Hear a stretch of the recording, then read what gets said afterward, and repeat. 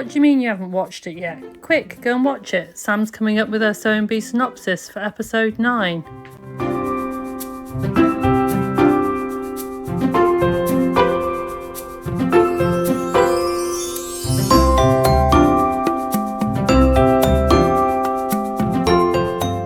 Hello, my name's Sam and you're watching my channel Sew It Sparkle with Sam, and it is episode 9 of the Sewing Bee Synopsis.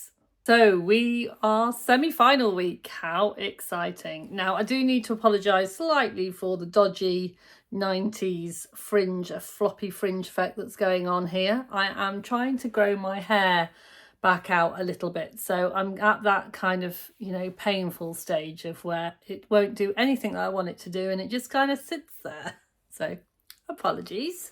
So fashion icon week. Now I thought really long and hard about what to wear this week, and it's very, very hot. So I was limited to, I could wear any iconic pieces that I thought I had as long as they were cool. So I've gone for my iconic Simplicity vintage ladies, because I think that they are very iconic, in this little Donny shirt that I've made in the Simplicity ladies fabric, and it says pour me a glass of sass, because nothing says icon like a bit of sassiness. So I don't know, it's difficult, it's hard choosing what to wear every week. I do my best. So this week we're down to the final 4, and you could just tell by the atmosphere of the programme that everyone was willing it to happen this week. Everyone wanted to make the final. Everyone was doing their absolute best. It got a bit teary, it got very emotional, and yeah, so it was a great episode. So just a quick shout out to Kyle, who was wearing the most fantastic jacket, and if anyone can figure out what that fabric was, I would quite like that to make a jacket for myself, because I thought it was absolutely amazing. So yeah, brilliant jacket, Kyle. So pattern challenge. So as they always do in the Sewing Bee, the challenge one was the pattern challenge, and they really ramped it up this week. It's normally quite a simple pattern that you might find in the Back to Basics book. This week's pattern is not in the book, and it's a very iconic designer. So Cristobal Balenciaga, I think that's how you say the name. I always kind of do terrible jobs on pronunciations, particularly fashion designers, it seems. But the advice that they were given on this one was you must follow the instructions to the letter. So they were warned that instructions had to be followed to the letter, and it did look like a really, really complicated pattern. There was a gusseted sleeve, there was hook and eye, there was a very complex dress, there was like a belt on the inside to bring the waist in, there was gathering on the back. It was all going on. Hopefully you'll be seeing pictures that will help you kind of focus in your head. So all of the contestants I thought did fairly well on this, because they all followed the instructions. But like any competition, some did slightly better than others. So Luke, their dress hung really, really well. There was a few tucks. All in all, the gathers were good and it was finished. So the judges were impressed with that. Elsa, there was something going on with Elsa's. It wasn't lying very well. It wasn't hanging very well.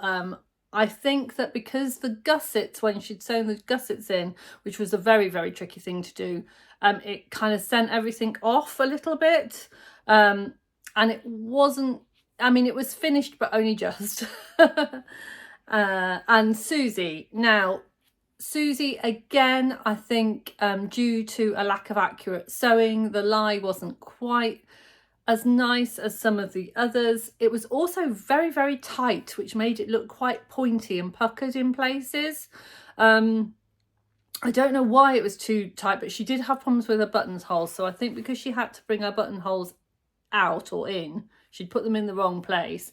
So that kind of like pinched everything in. Yeah, and it wasn't finished, unfortunately. Pasha's felt very nicely, hung really nicely on the mannequin. It was definitely finished, and I've just put looks good to me in my notes. So in this challenge, in fourth place was Susie, third was Elsa, second was Luke, and first was Pasha. So if you stay to the end before we talk about next week's final, I have actually done some stats because I love a good stat. I've done some statistics on who's come where in all of the 3 challenges over the whole of the 9 weeks. So if that interests you, if you like a bit of maths, if you like a bit of nerdy sewing maths, then meet me at the end. So we've got the transformation challenge next. I loved this challenge. Now I know, and I say every week, that the transformation challenge is quite marmitey and not everyone likes it. I personally like it. This one was the best. And actually, I quite fancy doing this. If anyone fancies doing it with me, I'd really, really love that as well. I am definitely going to be scouring my local charity shops, thrift stores, to go and find as many beautiful silk ties as I can. And I'm going to make myself something out of it because I just thought it was just such a fantastic challenge. So in case you hadn't guessed, this one was inspired by Jean Paul Gaultier, and it was the tie challenge. So they could use as many ties as they wanted to. They could use buttons and fastenings, but they weren't allowed to use any extra fabric or anything from the haberdashery. And I think one of the contestants commented, "Oh, it looks like Patrick's wardrobe." Or maybe that's where they thought that they'd got the ties from. They were very Patrick. So now, I think that actually they all did really well on this. They all looked really good. And you know, like sometimes with the transformation challenge, you think, oh, you know, that's okay. But I could never see me wearing that. You know, it's not something I could wear. Luke's, I would like to wear. I'm telling you now, Dressmakers Ball in October, I would be wearing that dress. It was amazing. It was absolutely amazing. And I loved, and I don't know whether this was his thought process, but it was definitely mine. Little black dress to a black tie event to make a black dress out of black ties. Genius or what? It was just, and there was something about the way that they manipulated the ties and the way that the ties were draped, that it just, oh, it was such a gorgeous silhouette. Yeah, it was, I'm going to show you pictures because it's the only way I can explain it, but it's the way that they put the ties together, the colours of the ties. I thought the zip had been put in very expertly, because considering you're putting it in ties and they're all kind of quite slippy, I thought that looked really good, because normally in those kinds of challenges they don't worry about the finishing touches, but I thought that was fabulous. So in case you didn't realise, I quite like Luke's. Elsa made a waistcoat. I actually really like this one as well, and if I could have actually get in it, I might have. She did like a choker part of it, which there was no way of getting in and out of it, and actually that wasn't my favourite part of it. What I liked is what she'd done on the back. She'd weaved the ties at the back. I thought that was absolutely beautiful and a really, really good use of the ties. So Susie made, I think it was another kind of top. She had used the gradient of the colours, which I thought was really clever. So the colours looked really nice together. They were kind of like pinks and purples, and a few other colours. The one thing that I got a bit confused with Susie's is like all of the ties were hanging down. But to me, I don't know, it kind of looked a bit upside down. I don't know whether if she turned it up the other way and had the kind of ties going, kind of draping down. For me, that would have kind of felt, because I think Patrick used the word, it looked a bit Game of Thrones, which it did. And, you know, it was just, as I said, for me, it looked a little bit off. And I don't know what she was doing with the Velcro, but she didn't manage to get it sewn on properly. And I am just going to now, you know me, little Miss Positive. I am just going to say one thing. I have watched Sewing Bee from the start, and I watch, you know, as I said, I do these vlogs. I've done them last year, I've done them this year. I write down all the stats and statistics. I really watch it closely. I don't just watch the show once, I watch it 2 or 3 times each time. So I really watch, you know, I don't just look, I really watch. And I have noticed that Esme, when she is judging the transformation challenge and the pattern challenge, if she sees a fastening that isn't quite put on properly, she will pull at it to see if it comes off. And which is fair enough, she is the judge, but I always think sometimes, oh, that was a bit mean. However, I noticed that Susie's Velcro barely had a stitch in it, and Esme held it on as she was showing with her fingers, actually held it on to keep it on there to show.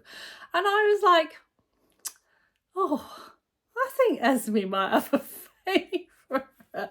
I could be wrong.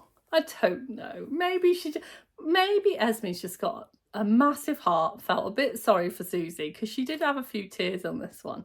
But I did think in any other episode that I watched, Esme would have pulled that Velcro off. I guarantee. I mean, you tell me if you think I'm wrong, but I think I'm right.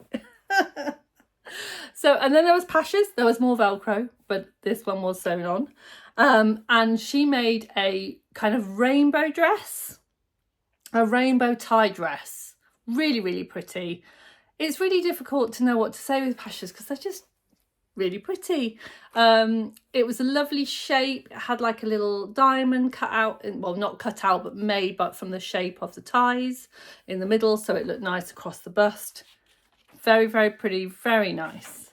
And in that challenge, Susie was 4th, Elsa was 3rd, Pasha was 2nd, and Luke was 1st. And I thought that was all very, very fair. So as you can see in those 2 challenges, Susie was definitely running along the bottom. I will just say another thing is when they all come in, obviously the first thing you do is look at what they're wearing, and and they all came in, and my husband went, oh, Susie Strawberry. She did look a bit like a strawberry, but she looked amazing. I do love Susie's style. She has got a style all of her own, and I just want to applaud that. She looked absolutely fabulous. And there was a little bit of discussion. I think Patrick asked her if she'd made it out of a tablecloth or a duvet cover, because that's obviously her thing. She was like, no, this is actual fabric. She was very proud, and it was, yeah, it was lovely. So on to Made to Measure. I was really excited about this challenge because whenever they're kind of like getting into the semi-finals, the challenges always get really exciting. And they had to make an evening outfit inspired by Coco Chanel. I've recently been to the exhibition in London, the Coco Chanel exhibition, and when I left there, I was very inspired. So I was really interested to see what the contestants were going to do, and they didn't disappoint. So they always tell them what they're expected. The judges always say what they're expected, and they basically said, we want it to be finished and made well. So, you know, no pressure. But that was the 2 things that they did say. So Susie made a monochrome dress, and she had made it twice at home, big 2 practice. Now, bless her, she really struggled in this challenge. She measured and measured again, but the fit wasn't what she was wanting it to be, and she did there was a few tears. And I have to say, I found this episode quite hard to watch at this point, because as much as I understand it's a competition, and you know, we all have our favourites of who we want to see in and who we know and who we want to be in the final, when you see someone upset as a mother or as a human being, but particularly as a mother, for me, I see someone upset and I just want to give them a hug. And I found that really, really hard. But the finished dress that came down the catwalk did look a little bit odd. And I was finding it quite hard to find the Chanel of it. It was, it was a nice dress. It was a bit of an odd shape, but you could tell. The thing with Susie is she's come on so much. She really has. When you think about it, at the beginning, I think she said that she started sewing in lockdown, so she's not been sewing very long. I mean, I started sewing in lockdown, so she's really not been sewing very long. And the way that she's come on, you can see her progress. One of the things that she said in today's episode, that she's never sewn a hook and eye on before, which really surprised me, because I think a hook and eye was one of the first fastenings that I did. But I suppose if you haven't done it, you haven't done it. There's so many different ways of fastening things in sewing that she just hadn't done that. And the fact that she's come such a long way, I think, is amazing. But she really struggled in this challenge, but she did a really good job, so she should be really proud of herself.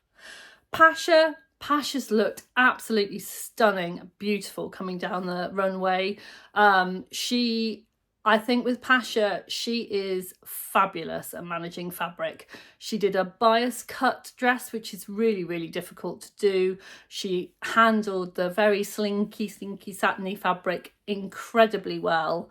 It was kind of pleated at the bottom, so it was like a bottom godet, if you like. I think it was a godet. I think it was an extra panel, because I'm pretty sure I saw it with the tier without the panel, and then the panel appeared at the end. So I think that was an extra pleated panel.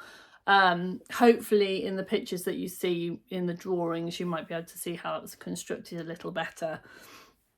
Very Chanel. And yeah, I just thought absolutely stunning. And her model, it made her model look, it really suited her model. It looked really, really good. So then on to Luke.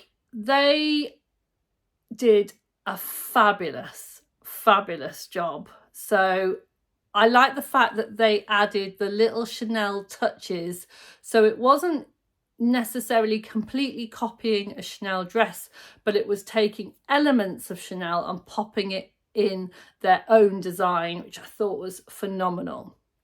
And very interestingly, when the judges were coming up and really inspecting their fabrics, Luke managed to fool Esme. Esme thought that Luke had bought the pre-quilted fabric, but they'd actually quilted the fabric themselves and done such an impeccable job that it fooled Esme. So Luke the quilter, as well as Luke the dressmaker and sewist. Fabulous. Absolutely brilliant. I loved it again.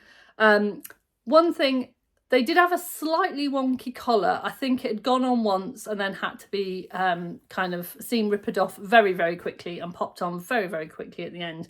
So it did make everything twist slightly. But you know what? I still really, really liked it. I thought it was really nice. He sewed a chain into the hem, which is very Chanel. The little kind of boucle selvage around the wrist, very Chanel.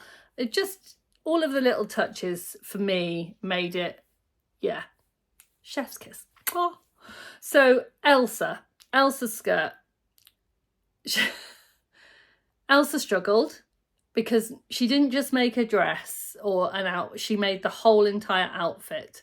So she made a skirt, a waistcoat, a tie, and a shirt collar to go underneath, which in the time frame I think was a bit bonkers, to be honest, but she did a really good job. She handled the tweed really well. She gave herself a lot to do, but the actual finish down the runway I thought did look really Chanel. Was it finished in the best way that we know Elsa can? No. Did it look absolutely bang on Chanel? Yes. So yeah, I thought it was really, really good. Elsa also got really upset, and again, if I could have reached into the television and given her a hug, I totally would have done. It was heartbreaking. I got quite tearful last night. I know, silly, isn't it, really? But hey ho. And then all too soon, that was the end. That was the end of the episode. And so with a very heavy heart, going home this week, unfortunately, was Susie. and garment of the week was Pasha. Now I have to say, for me, garment of the week was probably Luke's transformation challenge, because it was just stunning. However, I do think that Pasha did deserve that garment of the week as well. It must be getting really, really hard to this point of like picking the winner. So yeah. So as I said, I need another notebook now. So would you like the stats, the statistics? So as you know, every week I write down in my notebook what goes on and where all of the contestants place. So I thought, with looking at the final for next week, we'd have a look to see where all of the contestants are. So for the pattern challenge, and I'm going to put the list here, the pattern challenge, just the winners. So for week 1 was Pasha, week 2 Marcus, week 3 we had a joint Elsa and Luke, week 4 Pasha, week 5 Alex, week 6 Elsa, week 7 Alex, week 8 was Luke, and week 9 was Pasha. So in the transformation challenge, winners, week 1 was Susie, week 2 was Alex, week 3 was Alex, week 4 was Pasha, week 5 was Georgie, week 6 was Pasha, week 7 was Pasha, week 8 was Elsa, week 9 was Luke. Now to garment of the week. So garment of the week, week 1 was Susie, week 2 was Georgie, week 3 was Elsa, week 4 was Alex, week 5 was Elsa, week 6 was Pasha, week 7 was Pasha, week 8 was Luke, and week 9 was Pasha. So I think from that we can probably tell that we've got the right 3 in the final. You know, that their names come up a lot. We've got the right 3 in the final. However, I said Pasha's name more than I thought it had been in my book. So maybe she's a favourite. Who knows? Anyway, I have asked some of my vlogging friends that if they wouldn't mind sending me a very, very small clip for next week, just saying what they liked about season 10 and whose team they are in, so like who they would like to win, whether they are team Pasha, whether they are team Elsa, or whether they are team Luke. So, and if you want to do that, and you know, if you can contact me through Instagram or down below, if you want to send me a little video and you don't mind me popping it into my video, then you can do that too. So yeah, so I'm going to do that for next week. So my next week's final video, for those of you in the UK, the Sewing Bee is on Wednesday again. So it will be Wednesday, 9 p.m. BBC One for the final next week. So don't forget, don't miss it. I will be here again on Thursday with my video. I may do a video in 2 parts because I also want to announce my sweepstakes winners from my Facebook page, and kind of show you the prize. And lots of people have been asking me about my sequin bomber jacket. So I have made the decision to make a separate video. So I'm going to do a separate video, how I made it, what pattern I used, what fabric I used, and all of those, and show you that. But I'll also be wearing it next week. Wow. I'm sorry if I've kept you here for a long time. It feels like I've kind of rattled along, because I do try and keep them short and sweet, so I'm not keeping you here too long. But I have really enjoyed this week and I can't wait for next week. So don't forget to sparkle, and I'll see you really soon. Bye for now.